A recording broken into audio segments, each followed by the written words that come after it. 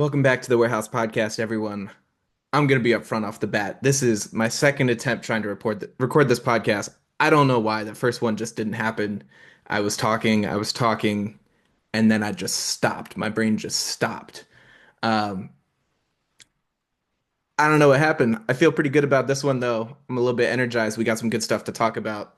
And yeah, I think this is it. I normally don't even do two takes. This is normally just sit down, record, and give you guys whatever I've got. That one, that was exceptionally bad. So, feeling good coming into this. We have reset. You know, Brandon Hyde came over. He gave me a little chat, refocused. Yeah, I pretty much I gave up a grand slam in the last inning, but it's only the second. I got to go out there for the team. Need to save the bullpen at this point. Just chew through some innings. So that's what we're here to do. We're going to keep pushing. And, we might end up with an eight strikeout, like 5 inning, 4 run game, something like that at the end. We'll see how it goes. Um, Welcome back to the Warehouse Podcast. Like I said, uh, yeah, it is, it may not have been the move that anyone was expecting, but the Orioles have signed a starting pitcher. This front office never seems to work in the ways that we want them to, for better or worse. Um, but the Orioles have signed international free agent Tomoyuki Sugano for 1 year and $13 million. This guy is really a legend in the Japanese Baseball League, the Nippon Professional Baseball League. He is a two-time Sawamura Award winner. That is the MVP essentially. He was the Central League, or I'm sorry, that is the Cy Young essentially. The Central League MVP in 2014, 2020, and last year in 2024. He is those things, but he is also a 35-year-old on the, at the tail end of his career with like a 92 mile an hour fastball. Uh, so what exactly are we getting here? Are the O's getting this superstar ace that is a legend of the game in another part of the world, or are we getting another Kyle Gibson to fill in for a year and just kind of leave it at that? That's what we're here to talk about today. That's what we're going to figure out. Before we do that, of course, we want to thank the sponsor of our show, Bet Online. As always, Bet Online continues to be the world's most trusted betting platform, your number one source for online betting. From the earliest odds to in-game live betting, Bet Online provides you with all the action and the ability to watch the games as they happen, with the largest selection of odds on everything from football, the NBA, and college basketball to NHL and UFC. Head to Bet Online today. Don't forget to use promo code BLEAV, BLEAV, our home network, for your welcome bonus on your first deposit. Bet Online, the game starts here. So I ended the intro by giving, and yeah, well, I guess by putting a little bit of water on the fire. It certainly is not all bad news. Like the stuff I said at the beginning of the intro, ignoring the me doing this for a second time part. I didn't even get to this part. That's how bad it was. But um, Sugan-O really, he's been one of the best pitchers in NPB for more than a decade. He has a career ERA of 2.45. He has a WHIP just a hair over 1.03. That WHIP is helped greatly by, really what is his carrying trait. Sugan-O has impeccable command. He has oodles and oodles of what people in the industry call pitchability. He has feel for spinning the ball. He has feel for sinking, cutting. He has feel for riding it when he needs to. He is a pitcher who is in command of his faculties in all of the necessary ways. Um, and that's a really special thing, and it's a difficult thing to teach, and it's something that I think that in today's game where we are so, like readily understanding of what the value of velocity is, that's something that oftentimes gets lost. And I'm not somebody to say that, you know, Greg Maddux is what every pitcher should be chasing. I feel like, everyone a generation above me says that. I'm not one of those people. Grayson Rodriguez should throw 99 miles an hour if he can. But what I am saying is that this is kind of a novelty item. This is a cool thing. I'm glad I said novelty. I don't want to call the dude an antique, but this is a blast from the past a little bit in his pitching style. Um, and, you know, that trait, the pitchability, the command, the ability to just, feel out and make adjustments in real time, that is what enables him to be good. And that is what the Orioles are ultimately banking on here. Um, so like I said, he has this impeccable command. And what I wrote down here, watching him pitch is like watching a Japanese Kyle Hendricks with 6 pitches. Not that Kyle Hendricks has been good recently, but hopefully we'll get, something from the late 20 teens in our Kyle Hendricks. Um, and I wrote here, yeah, Orioles fans, including myself, will surely be making Greg Maddux comparisons in spring training. But yeah, Sugano had a 1.67 ERA last year and walked only 2.6% of hitters. Those numbers I gave you before were career numbers. This was just last year. Among players who threw 100 plus innings in MLB last year, there were exactly zero who had a walk rate that low. The best was Brian Wu at 2.8%. That is not to say that we can expect, a straight up 2.6% here from Sugano. If he's going to chase missing bats a little bit, he undoubtedly will need to do he will need to walk some more people, I guess is the idea. He'll need to bring some stuff off the plate, especially given that the fastball as it currently stands will not play in today's game in MLB. I did say, um, well, I did see also on the walk rate list, shout out to Zach Eflin in fifth place at 3.5. If we get two guys with walk rates below 4%, that would just be such a novelty item. Um, I guess Wu and George Kirby are probably doing that just about every year with the Mariners right now, but for the rest of the MLB, there are very few that even have one pitcher doing that. Um, but stepping aside from the walk rate, this is a super interesting signing, just like in a very, like broad strokes kind of sense. The Orioles have only had, man, I think it was 3 Japanese players. I'm admittedly forgetting one of them though. We obviously had Koji. There was one more Japanese player that is not coming to mind right now, and I feel bad about it. I did see a note on Tsuyoshi Wada, who was a name I completely forgot and never made it to the MLB with us. But I don't think that he was the third that I'm thinking of. I think we've had 3 MLB Japanese players on the Orioles, but um, this is unique because those guys were certainly good, but he has been doing it for over a decade. He's been one of the best players. He was a part of the 2017 Samurai Japan team that played the US in the semifinals. He struck out Adam Jones in that game. I thought that was a funny little note for us Orioles fans. Um, I think he went like 6 innings of 1 run ball. He's certainly somebody who has competed against MLB level talent. Um, and obviously that was a number of years ago. I think he was injured for the last one, if I remember correctly, in 2023. Um, but yeah, like this is a dude who has built up a huge following. He's one of the best, like 15, 20, 30 pitchers in NPB history, probably.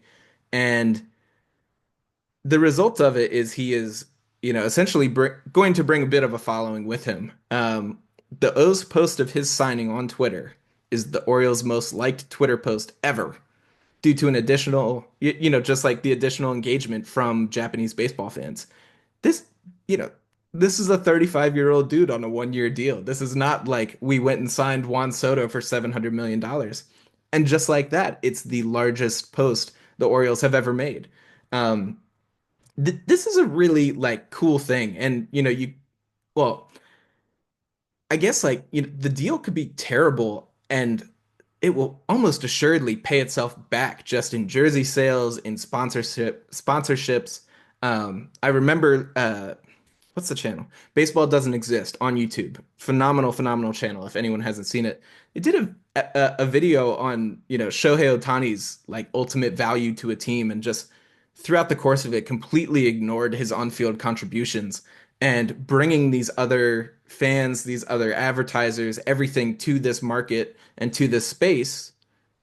I, Shohei brings in like $100+ million a year for a team. So any amount of money for him was essentially worth it. I do not expect Sugano to do that, but he will undoubtedly be good for the Orioles. And, it is probably he's not the level of like Yu Darvish or even, maybe like probably isn't going to make waves the way that Yamamoto coming over or any of these like maybe really top tier names because he is on the tail end of his career. But this is a dude who's done it. He has been around and has a big following. So that'll be a pretty neat thing to watch throughout the year. I presume that during his starts, you're going to see the ads on the backstop are going to be most likely Japanese companies. There'll be these niche little ways that you see it, and hopefully, it's good financially for the team. Like I hope for that, and I hope obviously, we can represent well. People are already talking about Roki Sasaki. I would love Roki Sasaki. I think that we would do as well for him as anyone else in the bigs would. At the same time, I don't think that's the ultimate motive of this. Um, but like taking care of a guy from another culture is a sign of a good organization. Being able to like effectively coach him through language barriers, all this stuff is the sign of a like high functioning organization. And it proves well if there is somebody else that eventually wants to make the jump. It shows well for us and it can only be beneficial. So, um, let's see what else we got. Yeah, so I did mention I think the injuries kept him out of the last World Baseball Classic.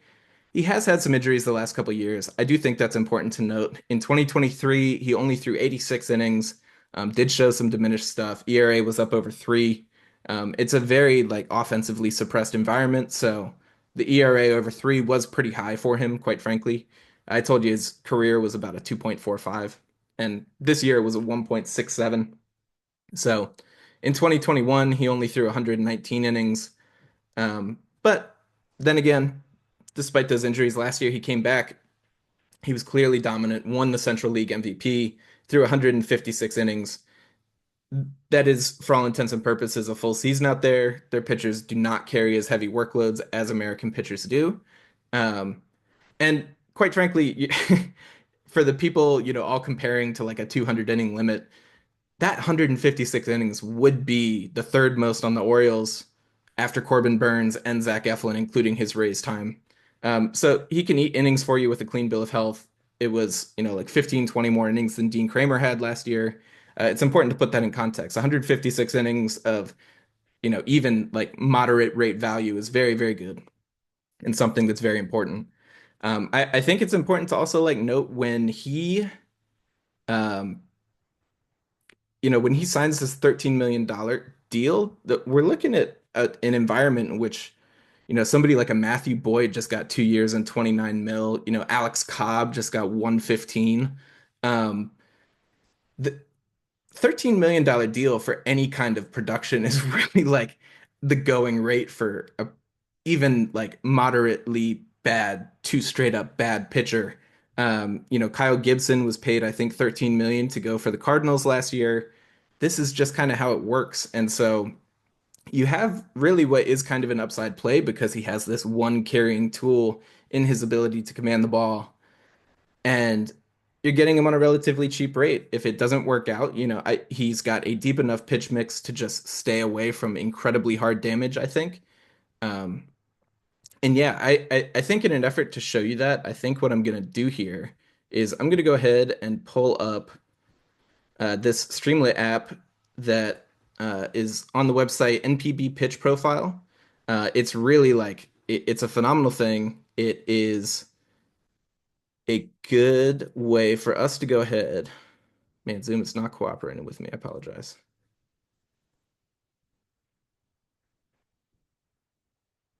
All right, that's what we want. Cool.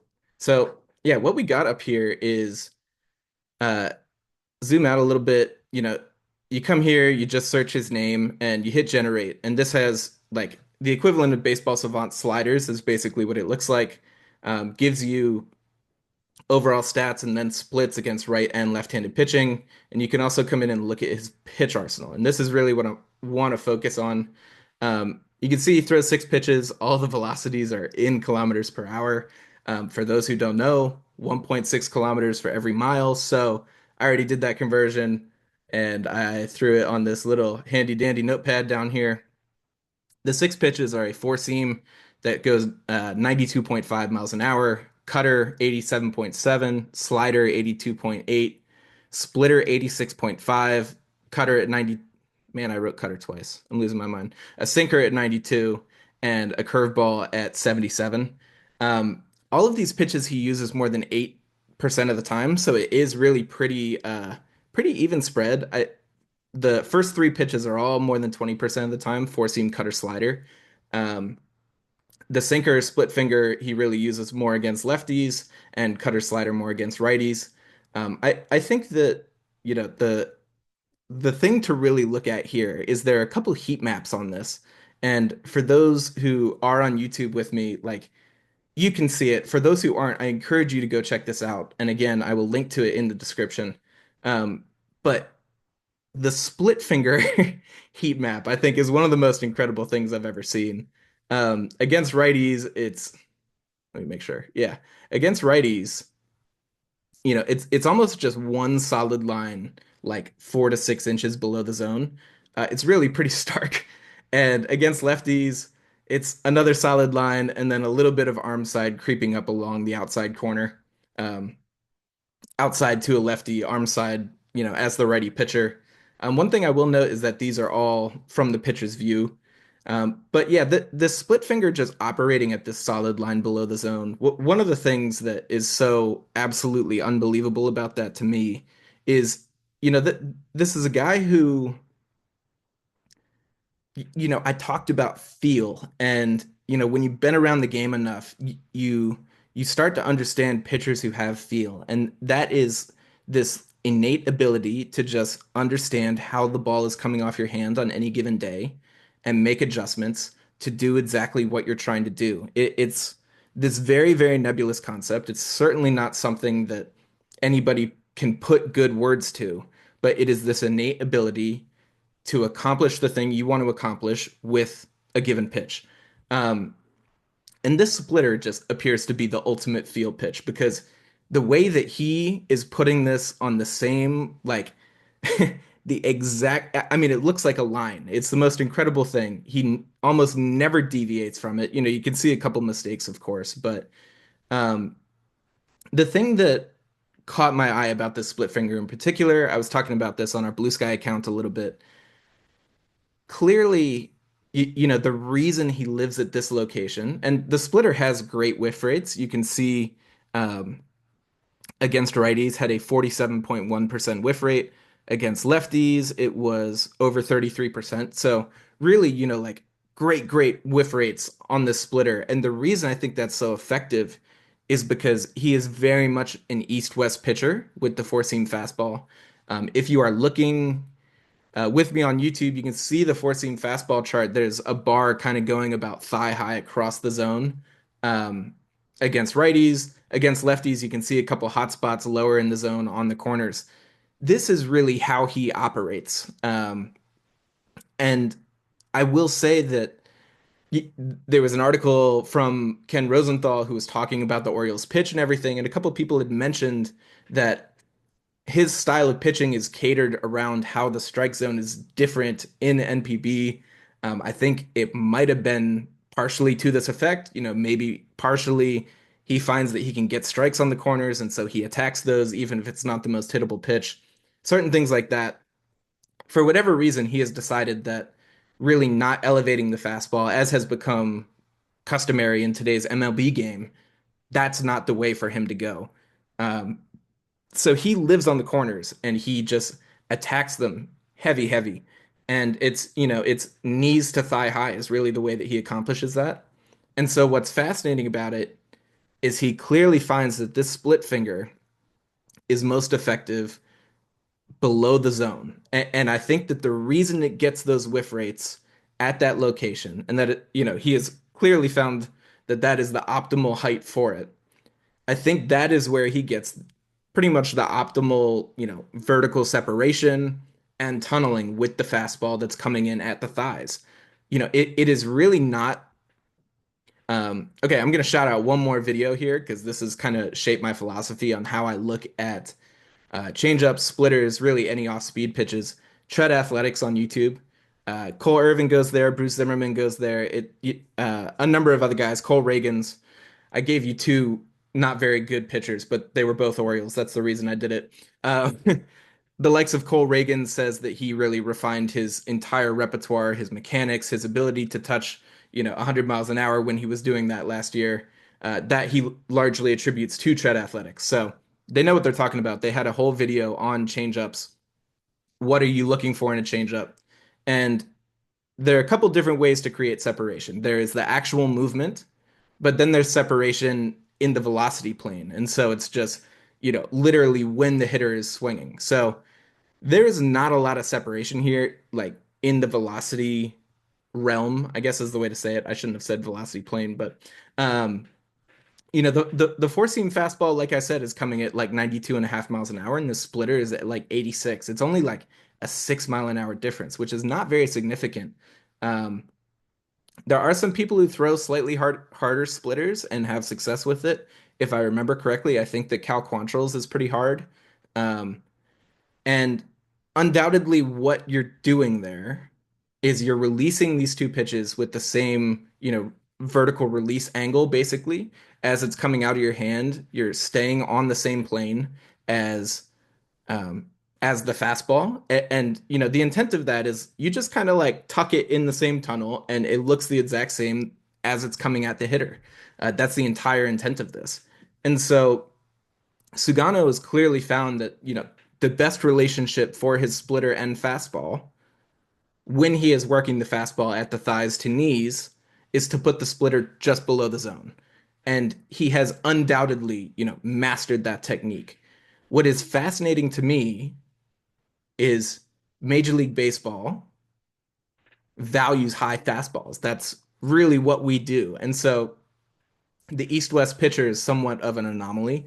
Um, to see him climbing the ladder, I would start to be a little bit concerned about, okay, do we lose some of that deception, lose some of that tunneling?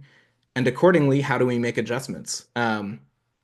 Something like that can be solved by even slowing the splitter down more so that it gets more vertical separation and more separation in the velocity, space.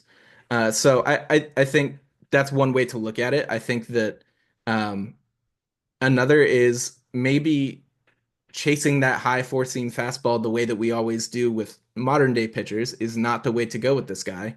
Maybe we look like Zach Eflin a little bit. He really like did not throw as many four seams. He lived heavy cutters, heavy on that two seam fastball. Maybe that's what we do, and we just continue like encouraging him to move east west, and that's a perfectly reasonable thing. It's just fascinating to see how the Orioles are going to do that because I think the splitter's effectiveness is based on the fastball at the knees. It's based on something hard coming to the lower part of the strike zone. That's what makes the splitter effective, being below the strike zone. Um, to illustrate this a little bit more, actually, I saw the most ridiculous thing. Lance Brozdowski, who I think I brought up before, the On the Verge guys actually had him on their podcast. He works for Marquee Sports Network, which is the Cubs Sports Network. He does an incredible job of breaking down complex pitching concepts to everyday people. Definitely recommend him as well. He had a thread on Blue Sky where he was talking about this entire pitch repertoire. And one thing that he mentioned and then actually put a laughing emoji after was this splitter has a 10% zone rate. And so, literally just he throws it in the strike zone only 10% of the time, which is hilariously low. It's just not a pitch that ever is a mistake for even just in the simplest sense, it's just not a mistake. Um, and for context, for those not looking, or for those not watching on YouTube with us, he against righties he threw the splitter 136 times. Against lefties he threw it 233 times. This is almost a 400 pitch sample where he's got maybe like five pitches that are above thigh high. It's unbelievable. Um, Maybe a couple more against the lefties, but it's very fascinating to just see how he clearly has this plan to live on the corners. You see red spots like with the black border of the strike zone running through it all over these maps. Um, he lives on the corners, he moves his pitches around, and he uses what is really, again, a deep arsenal to attack guys. And it's very crafty. It is, methodical and like quoting the Rosenthal article again, it's cerebral. That is what he does. Is he is a thinker. He is I, I think it's very exciting to you, you like to think of pitchers as students of I mean all players, I should say all players. Me pitchers because I love pitchers. I was a pitcher. So you like to think of all these guys as students of the game, and when you get somebody who, like impresses Drew French and Elias and all the guys who were in this meeting with Sugano, and they're like, "Oh, like we asked him, well, why don't you do this, this, this? What do you think about this?" And he had answers for everything, and he surprised them with some stuff. And they actually said, we're excited for what we are going to learn by having him as a part of this organization. Um, that kind of thing is so cool to me. It's really just like it's fascinating to see, how he develops and how he shapes himself to face this next caliber of competition, to face a different style of competition. And really like when somebody is trying to make the jump from NPB to MLB, I think you have to look for that adaptability a little bit. You have to look for that feel. You have to look for somebody who understands what I was doing that made me good is not necessarily the thing that's going to make me good over here. These hitters are better. They swing differently. They will attack pitches in a different way. And Sugano has to learn very quickly that his primary pitch, his four-seam fastball, might be the least effective pitch that he has in Major League Baseball. It's 92 and a half miles an hour, and it has no real impressive, movement in any way, shape, or form. In fact, I'm looking right here. Um, granted, I do not know how NPB Pitch Profile has developed their stuff in any way, shape, or form, their stuff models. But they quote stuff plus metrics on the four seam fastball as 82 against righties, 77 against lefties, 80 overall. It's not good stuff. It is very much a subpar fastball, and he's just smart enough to work with it. That's what's so cool to me. And he knows how to tunnel. He knows how to craft this repertoire to work with what he has. Um, and yeah, I mean, again, there should be some caution here, right? Because what he has is the body of a 35-year-old man, who can't bump up and put somebody away. Even like Dean Kramer, who is not a power pitcher, but we can see him reach back for 96 miles an hour and put somebody away at the top of the zone. That's just not a factor in any way, shape, or form for Sugano. He has to be smarter. He has to outprepare. He has to have scouting reports. He has to have a plan against every single batter. Um, and that's going to be so much fun to watch. I think that really, he is um, he's going to be a joy for me personally, just in figuring out how he is going to like proceed through this and alter himself. I think it's going to be such a treat to watch. And again, this is somebody who's considered a legend over there. He's this consummate professional, and I think the Orioles should be excited to have him. Taking a step back from that, though, a 35-year-old pitcher who does not throw a fastball above 93 miles an hour, signed on a 1 year deal for $13 million, cannot be the only pitching acquisition you make this year. You are halfway through your window with Adley Rutschman. Adley Rutschman has been on this team for 3 years now, 2022, 2023, 2024. You only have him for one more of that chunk of time you just had him for. Gunnar Henderson, 4 years. You know, it, it, it cannot be stated plainly enough or emphatically enough that the time is now for the Baltimore Orioles. The time is now. You cannot, no matter how effectively you draft, I like, don't get me wrong, the draft is important. I'm clearly not somebody, I am not here to like say that Elias is running the team terribly. I don't think that in any way, shape, or form. What I do think is that if we get to March and this is all that has happened, that is a failure. I talked on the last episode preaching temperance a lot, and I think that this is a great first step. This is like I, I think it's a fascinating and very compelling back end of the rotation signing. We, you know, even just last year, we saw Albert Suarez, and Suarez was coming from the KBO, Korea Baseball Organization, but uh, it, you know, we have seen guys make the jump before. Suarez is a very different type of pitcher, and I'm not necessarily trying to compare those two directly, but you know, this jump can work and we can see it, but it is not an upside play, really. It is a stability and enforcement move, which is undoubtedly something we needed. We were thin. This is a great move, but the pressure is undoubtedly on through the course of this offseason. I'm not saying it's got to happen before Christmas or Hanukkah, um, but the pressure is on in this offseason to get somebody who will supplement this core right now for the next few years. And if you do not do that, you have failed. It's really that simple. Like one pitching move just has me at like a, craving more a little bit, which is my own impatience, of course, and my like the fallibility of a fan. But you you have to proceed past this point. This is a great first step, and I'm very excited to see where they go. Once again, Tomoyuki Sugano is somebody to be excited about, even just for the cultural implications, even just for, the way that he's going to carry himself in the clubhouse.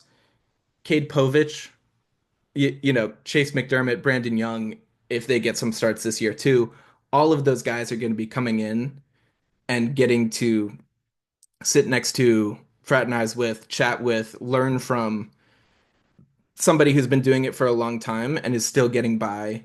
It's not even just getting by. Somebody who's been very, very effective while his stuff is diminishing. I think like Chase McDermott, like great stuff, wild arm, somebody like that could do so well with learning from somebody like Sugano. I think he's going to be a benefit to the clubhouse. He's going to bolster the culture of preparation, the culture of just you know, intent and like seeking knowledge and doing everything the right way. I truly do feel that. I think he's going to have a huge impact on this team, and I think there's no reason to not be wildly excited about it. Um, and that's putting aside, the pressure for another addition. He is who he is, and that does not say anything about the need to acquire a top of the rotation arm in some way, shape, or form. Just speaking to him, he's a great move, and we should be excited about it, and we should, um, celebrate like really bringing another culture back into Baltimore and having representation on our team. That's always a great thing. Um, so anyway, very excited about this move. Once again, I will link to the NPB Pitch Profiler website in the description of the podcast you are listening to or the YouTube video. Um, I think that it's a fascinating thing to look at, and it's a resource you can keep with you if you ever hear talks of another pitcher coming over. Um, Cannot recommend enough. All of that said, I think I've talked to you enough. Tomoyuki Sugano, Baltimore Oriole. I can't wait for there's going to be some cheesy t-shirt. It's going to say Sugan-O and have our nice, curly Q O at the end. It's going to look great. And I will probably acquire it. I'm not going to lie. I'll probably buy it. I will do all of that. Well, probably not next time on the Warehouse Pod. I thought that was going to be a cute ending, but it's not. I'm just going to get out of here. This has been the Warehouse Podcast. As always, before I go, one last thing. Please do, follow, subscribe to the podcast wherever you can on your preferred platforms. Can come check us out on YouTube, wherever you get podcasts. Leave a comment. Let us know how we're doing. Feel free to reach out to us at the Warehouse Pod, Twitter, Blue Sky, Threads. You can email us, thewarehousepod@gmail.com. We are everywhere. We're everywhere. We're like Big Brother. We're everywhere. You just got to seek us out just the littlest bit, and we'll be there. We love to talk about baseball, love to talk about the Orioles, and we love chatting with you guys. It's been a pleasure. Thank you all for listening. This has been the Warehouse Podcast. My name's Elijah, and go Orioles.